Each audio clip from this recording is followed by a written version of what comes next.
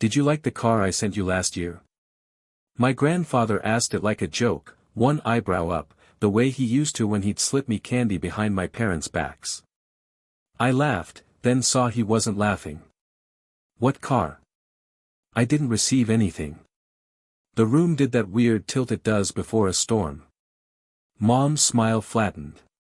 Dad's hand paused over the lighter for the candles, flame stuttering in midair. My grandfather turned slowly toward them, and the color fell out of their faces so fast it felt like a magic trick, only nobody clapped. It was my birthday. 27 candles, chocolate frosting, balloons tied to the dining chairs like obedient little moons. My girlfriend, Lena, had picked out a banner that said Day King in letters so shiny you could see your panic in them. I just made my wish, something dumb about finally paying off my student loans, when my grandfather's question snatched the air out of the room. For half a second I thought he was mixing up years. He's 82. Sometimes his stories loop. But then he pulled a folded paper from his jacket pocket and smoothed it next to the cake knife like evidence. I wired the money, he said quietly. The exact model you wanted. Black, manual, the one with the silly red stitching. He squinted at me over the rims of his glasses. You texted me that picture of it. Said you were going to surprise your parents by showing up to Thanksgiving in it. I felt every eye pivot to me. Lena's, soft with confusion. My little sister Nora's, wide like cartoon saucers. Grandpa, I never sent that, I said, and it sounded thin even to me. Because I did send him pictures of cars sometimes. Dream cars. Bookmarking futures. But a wire? For a whole car. My grandfather doesn't toss money around. He counts change at the counter and folds his receipts like origami cranes. If he wired money, he did it on purpose. Dad coughed. Mom touched the pearl at her throat like it was a panic button. Dad, what are you talking about? She said, careful, controlled. You never told us you were buying him anything. Grandpa's eyes hardened in that way that makes you sit up straighter even if you're a grown man with back pain. I asked you to help him with the registration, he said. You promised you'd make sure he didn't get in over his head. Something broke behind my ribs, like a string snapped and all the notes fell. I looked at my parents, the people who taught me not to lie, who made me return a comic book I once slipped under my jacket when I was 9 because we pay for what we take. Their faces were pale, yes, but underneath the pallor I saw something else, calculation, gears spinning, a silent conversation at lightning speed. And that was when the candles, almost comically, burned down far enough to drip wax into the frosting with a soft, rude hiss, like the cake itself was shushing us. No one spoke for what felt like forever. The silence had a shape, thick, jagged, filling every corner of the dining room. Lena reached for my hand under the table, her fingers cool against mine, like she was grounding me in case I floated off. My grandfather tapped the folded paper with one stiff finger. The dealership invoice, he said. 100% paid. 12 months ago. He slid it toward me like a poker chip. My eyes scanned the print. The model was there, exactly the one I'd shown him in a late-night text when I was half-drunk and dreaming too big. But my name was on the buyer's line. My driver's license number. Even my signature, crooked the way it slants when I'm in a rush. Only, I didn't sign it. At least, not that I remembered. The blood drained from my ears. I swear, I never saw this. Never signed this. Then who did? Grandpa's voice cracked like a whip. He wasn't asking me. His eyes had already shifted back to my parents. My dad's jaw clenched so hard his temple twitched. Mom fussed with the cake knife, adjusting it once, twice, like she needed her hands busy. Dad, my mom finally whispered, maybe you're confused. Maybe. Don't, he cut her off, louder than I'd ever heard him in my life. His fist landed on the table and the plates rattled. Nora flinched. The balloons bobbed like they were nervous too. It was the strangest thing, my birthday, but I felt like a kid intruding on a fight I wasn't supposed to witness. Except I was the center of it. The missing car. The phantom money. My name forged on papers I never saw. Grandpa leaned back, eyes wet but furious. I worked 40 years to save enough to help my family. I gave you a gift, and you, his voice broke. Where is it? That last question wasn't rhetorical. It hung there, and suddenly the house I grew up in felt like a stranger's. The bookshelf full of childhood photos. The dent in the dining chair leg where I'd bashed it with a toy truck. All of it familiar, but none of it safe. I looked at my dad. Is it true? I asked. My voice was small, but inside, my chest was a drum. He didn't answer. He just looked at my mom, and in that look I saw the chaos my grandfather had unleashed. A secret that had been caged too long had just chewed its way free. Dad finally pushed back his chair, the scrape so loud it made me wince. He stood there, towering but cornered, like a man about to jump off a cliff because the fire behind him was worse. We were going to explain, he muttered. Explain what? My voice cracked. I hated that it cracked. That you stole my grandfather's money. That you forged my name. That you, what? Mom reached for me, but I pulled back so fast the chair legs screeched against the wood. She looked 10 years older in that instant, like all the lies had been sandbags she'd carried until her shoulders gave out. We didn't steal, she said. We borrowed. Just until things got better. Grandpa slapped the table so hard the candles went out. Smoke curled between us. Borrowed? $100,000. That's not borrowing. That's betrayal. His voice shook, and my stomach flipped hearing the word betrayal aimed at my parents.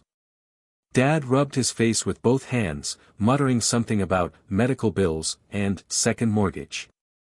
His words blurred, excuses tangled with desperation. But none of it landed. All I saw was that invoice with my name, my signature I never signed. All I saw was the empty driveway outside, where my dream car should have been sitting, but wasn't. You used my name, I said quietly, my throat raw. You made me part of it. Nora whispered, Mom. Dad, is it true? Her voice was so small I almost missed it. She was 16, still half a kid, and I realized with a punch of guilt that she was learning in real time what it meant when parents lied.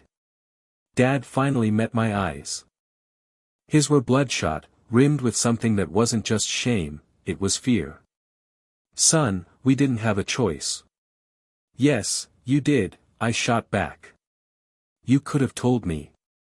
You could have told him. But you chose to lie. The air felt thick, like the walls were pressing in. Grandpa leaned toward me, his voice lower now, almost pleading. You never saw that car. Not once. Not a call from the dealer. Nothing. I shook my head. Nothing.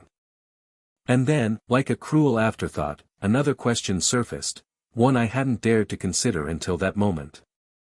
If the money didn't go to a car, where did it go? Grandpa's question lingered in the room like smoke after a fire. Where did it go? His gaze didn't waver, and neither did mine, but my parents' silence screamed louder than anything. Dad finally exhaled through his nose, slow and heavy, as if releasing words he'd been choking on for a year.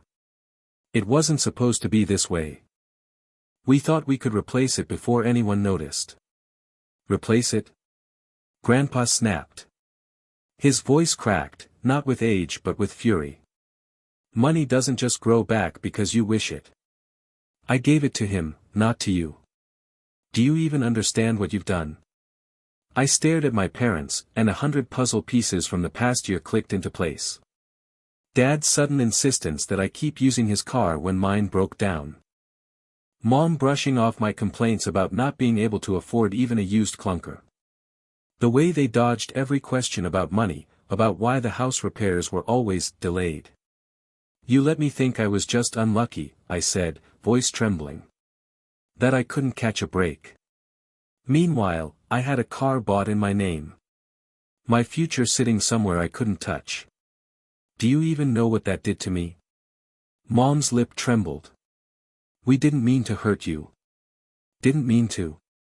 Grandpa cut in. You forged your own son's signature. That's a crime. Against him, against me. Against trust itself. His cane tapped the floor with every word, like a gavel sentencing them.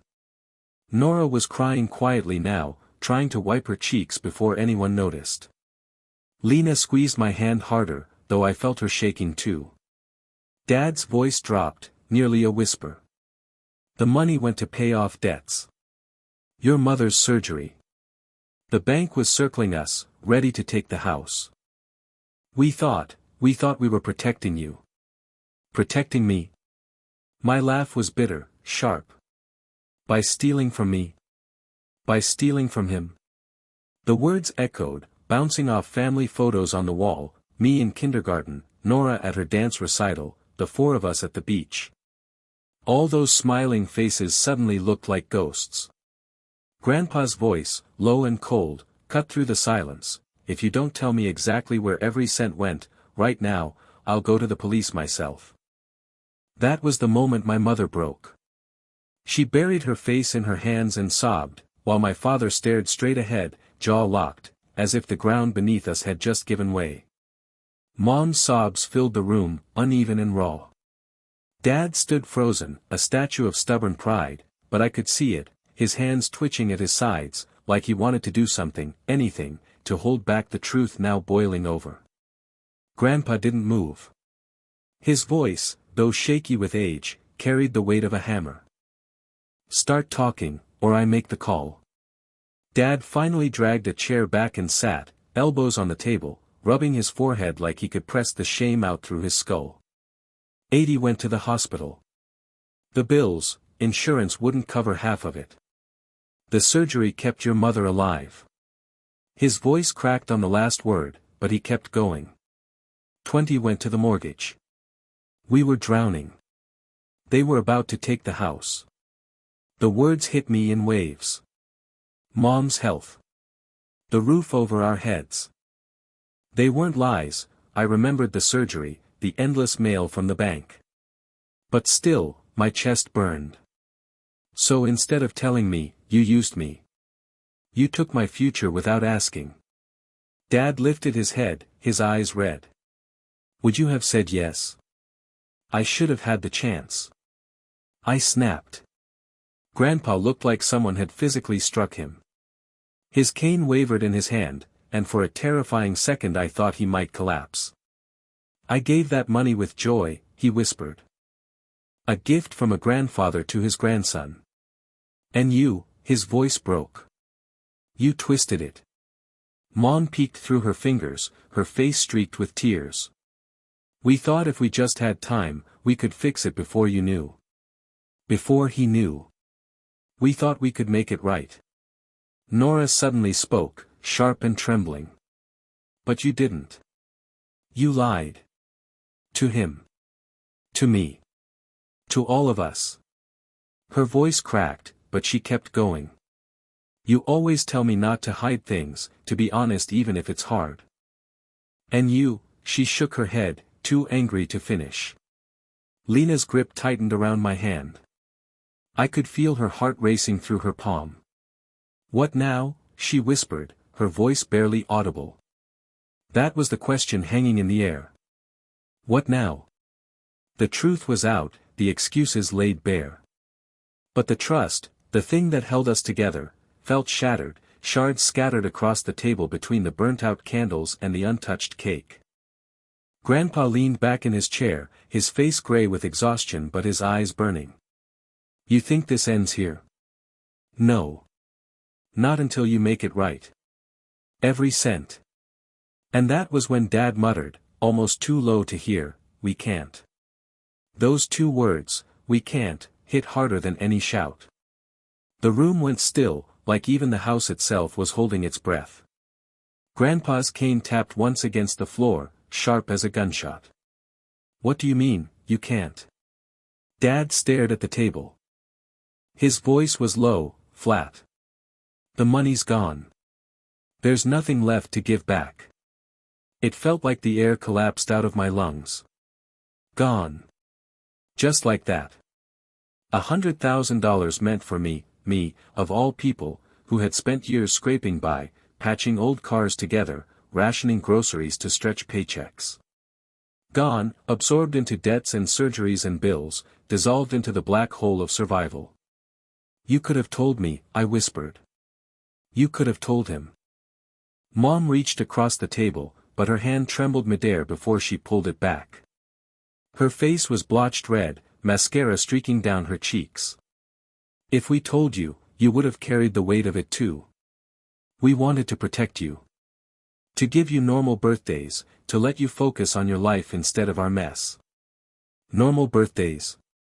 I gestured at the sagging cake, the smoke-stained candles, the family fracture bleeding out across the room. Does this look normal to you? Nora sniffled loudly. So, all this time, every time we said we couldn't afford things, it wasn't just tight money, it was this? Dad's silence was the only answer she needed. She pressed her fists to her eyes and muttered, "You're unbelievable." Grandpa leaned forward, his knuckles white around the cane handle. I don't care if it's gone. You'll make it right. A plan. Payments. Something. Because if you think I'll let this disappear into thin air, you don't know me at all. My father finally met his eyes, and what I saw in that look chilled me. Not defiance, not shame, but exhaustion. The kind of exhaustion that swallows a man whole. Dad, we're already drowning. There's nothing left to give. And in that moment, I realized something terrifying. This wasn't just about money anymore. It was about trust, cracked wide open. About the people I thought I knew being strangers in disguise. About a family that might never piece itself back together again. The birthday banner behind me swayed with the ceiling fan, cheerful and cruel, as my grandfather whispered the words I never thought I'd hear him say to my parents, "Maybe prison will teach you what family couldn't." The word prison detonated in the room. Mom gasped like she'd been slapped. Dad's head jerked up, his eyes wide, wild for the first time all night. You wouldn't, he said, but it came out shaky, like he already knew my grandfather absolutely would. Grandpa's face was carved stone. I trusted you with my son's future. You forged documents. You committed fraud. Don't test me. His cane trembled against the floor, not from weakness, but from fury barely contained. I couldn't move. My whole body buzzed, like electricity was crawling under my skin. Grandpa, wait, I said, my voice tight. This is still my family. The words tasted strange as I said them, because for the first time in my life, I wasn't sure what family even meant anymore. Dad looked at me, desperate now. You'd let him do this? To us? After everything? After everything? My laugh was sharp, bitter. You mean after stealing my car? My name? My future? Or after watching me struggle for years while you sat on the truth? Which part of everything are you talking about, Dad? Lena squeezed my hand under the table, her voice soft but steady. He has a point. Mom shook her head, her hands clasped like she was praying. Please. Don't let this tear us apart. We did it for you. For this family. No, I said quietly, though my chest felt like it might burst. You did it to me. The silence that followed was worse than the shouting had been. Nora broke it, her voice a whisper. What happens now? Grandpa's eyes flicked between me and my parents. Now, they make a choice. Tell the truth to the authorities, or I will. Dad buried his face in his hands, muttering curses I'd never heard from him before. Mom reached for him, but he pulled away. And me? I just sat there, staring at the melted candles on my cake, realizing that the gift meant to set me free had shackled us all instead. The house felt smaller, suffocating. For the first time ever, I wanted to leave, not just the table, not just the room, but the house itself. The life I thought I knew. But Grandpa's words kept echoing, sharp and final: prison will teach you what family couldn't. And deep down, I wasn't sure I wanted to stop him. Dad lifted his head slowly, his face red and streaked like he'd aged a decade in minutes. You'd really drag your own son into court? You'd put me in prison? His voice cracked, and for a second I glimpsed the man who used to fix my bike tires, who used to carry me on his shoulders at the fair. But then the memory curdled against the reality in front of me. Grandpa didn't blink.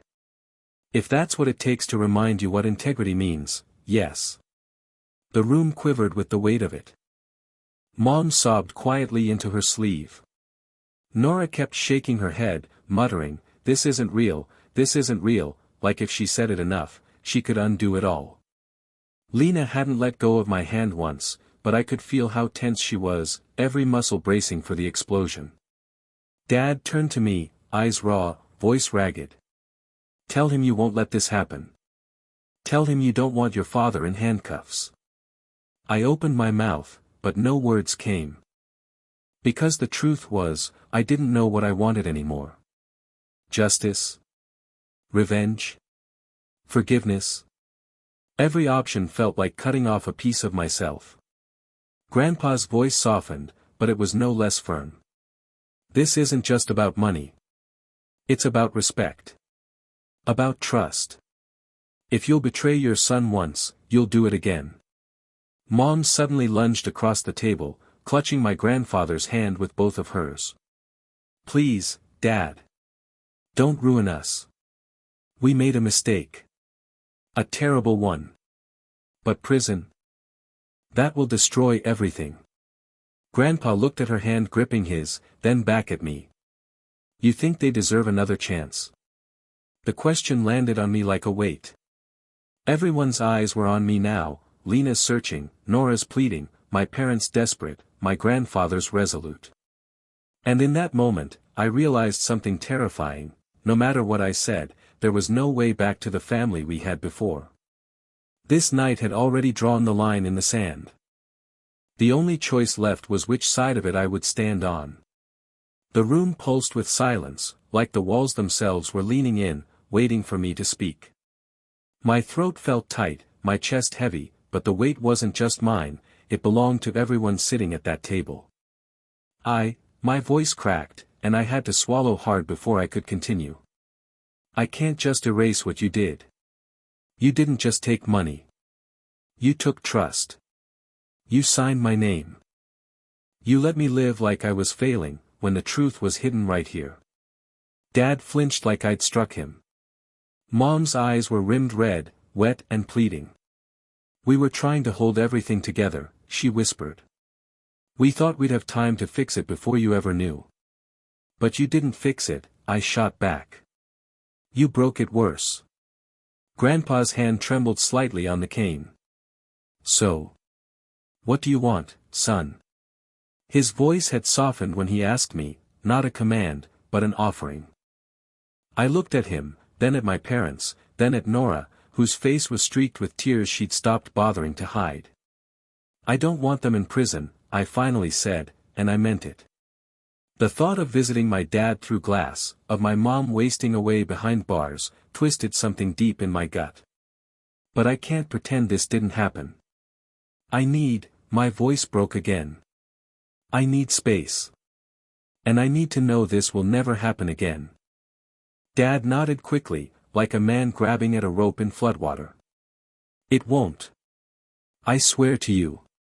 But Grandpa wasn't convinced. Swearing doesn't mean a damn thing after forgery. There needs to be accountability. A plan. Repayment. Every cent. Mom let out a broken laugh.